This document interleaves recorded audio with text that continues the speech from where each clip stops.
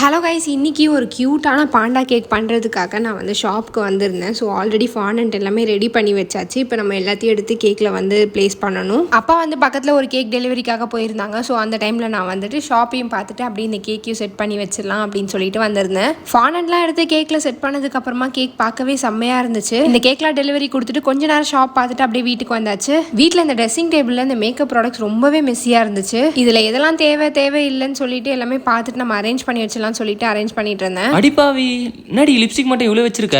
பின்ன என்ன பண்றது, டெய்லி லிப்ஸ்டிக் போடாம வெளியே போக முடியல, பிக்மெண்டடா இருக்குல்ல. இதெல்லாம் temporary solution D.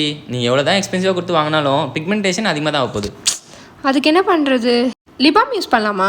Lip balm moisture தான் பண்ணோம், பிக்மெண்டேஷன் கம்மி பண்ணாதே. அதான் உன்னோட ஃபேவரட் பிராண்ட்லயே லிப் லைட் நீங்க இன்ட்ரோடியூஸ் பண்ணிருக்காங்களே.